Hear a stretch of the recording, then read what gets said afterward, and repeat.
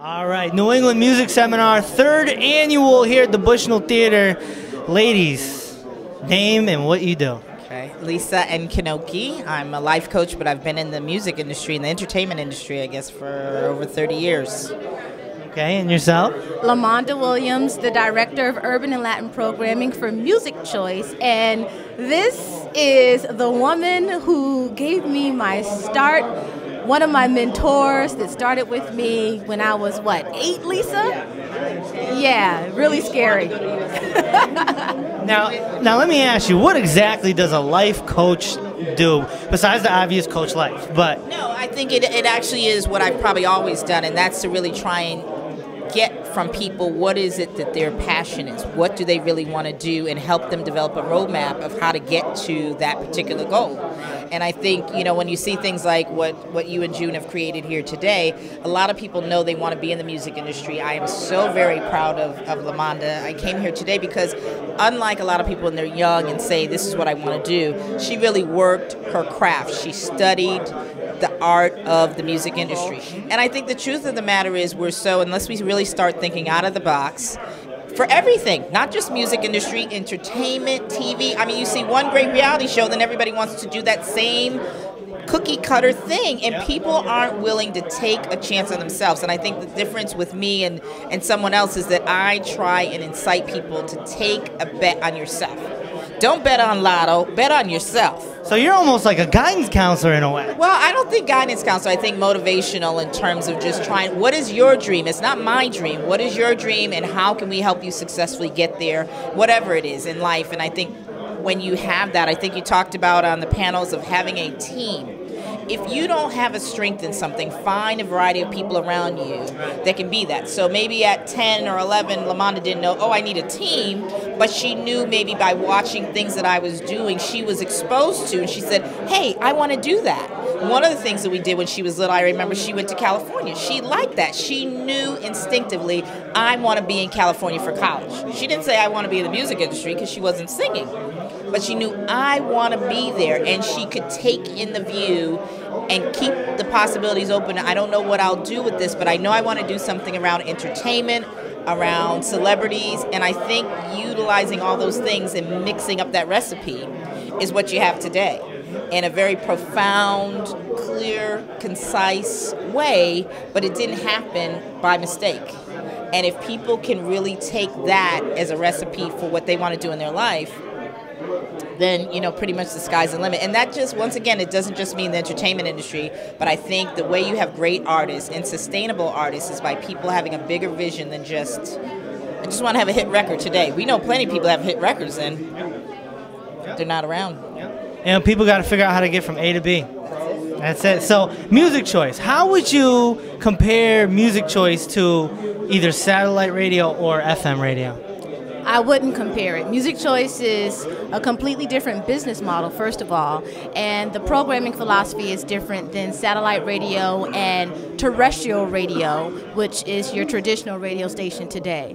Your regular broadcast radio station today is rated by Arbitron, and the premise is, in order to have the most amount of listeners spend the most amount of time with your radio station, you want to play hit music over and over and over again. You always say music is a star. Yes, and it is. And you want to attract an audience by basically playing those songs over and over again more frequently. At Music Choice, the listening experience is not in the car, it's in the home. And that's a completely different experience. So our programming philosophy is based on creating an experience, a vibe, and a sound based on the channel profile or the channel philosophy for each of the 45 different channels that we have. So for classical, that's a different experience versus gospel, versus hip hop and R&B, versus hit list. And in order to create that experience, you need to play music that gives you a holistic, organic experience. When you consume music in your home, you're consuming music with your children, in many homes with an older demographic, perhaps a grandparent. Your mom and dad have a different music experience or preference than a 13-year-old versus a 21-year-old versus the baby.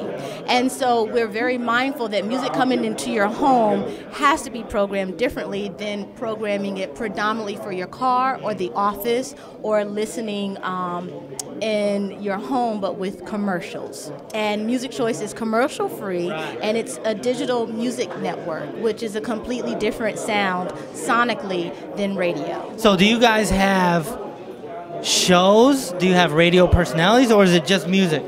It's just music, and we provide over 45 music channels, so you literally have the choice between genres and formats. It's talk free, it's commercial free, and it's a digital broadcast through your cable provider, a free charge. So how would an artist try to go about getting on Music Choice? You know, an unsigned artist such as, you know, the audience that was here today. Is that even feasible? It is feasible. Again, we have a very strong programming philosophy for the network, and that philosophy alters channel by channel. We reach a national audience. It is a national music network. We're in 43 million homes today. And so that means your song could be playing in Los Angeles to New York, all top 25 markets, and we're growing. So an independent artist or even an unsigned artist would need to make sure that the music is competitive, that it's relevant, and that it's BDS, and that sonically it's mastered and produced, which again gives it that competitive sound. So Music Choice picks up BDS. We are BDS monitoring. Okay, I didn't know that. Yes, we are. And if you're looking for support from Music Choice, you need to do your research on the network and again, prepare a package and make a music submission or even a video submission, and just make sure that the music fits to the programming philosophy of the channel that you're trying to get airplay on. That's great knowledge right there. Now let me ask you this.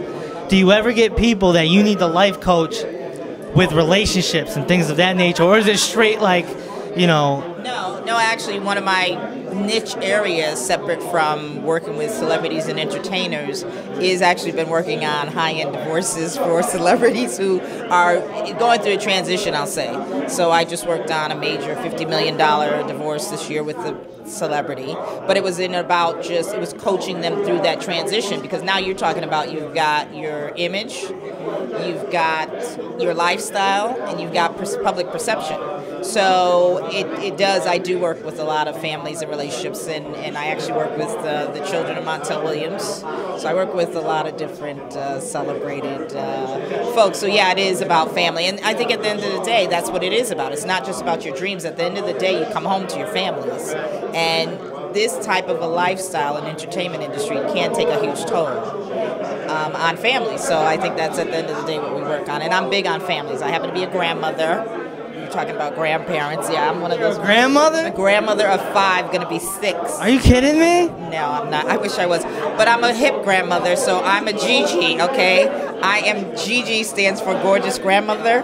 My grandkids range in age from 5 down to 1. But no, honestly, I think it is about family at the end of the day. I mean, all the money in the world doesn't change at the end of the day what happens in terms of your legacy and your family. At the end of the day, that's it. It's not just your records and TV. It's about your legacy, and your legacy can be in the form of, you know, radio or, you know, music or all these different things. But at the end of the day, it's about your legacy, and that's what I work with. For example, with the Ray Charles family, work with them on preserving the legacy of their father, Ray Charles, and preserving the name and what that means to them personally, not just to the world. Okay. Were you involved when the movie came out and all that? Actually, Ray Jr. is my client. He was the catalyst for the movie. The movie was actually his vision. It took him almost 15 years to get that, for people to believe that that would be a great movie.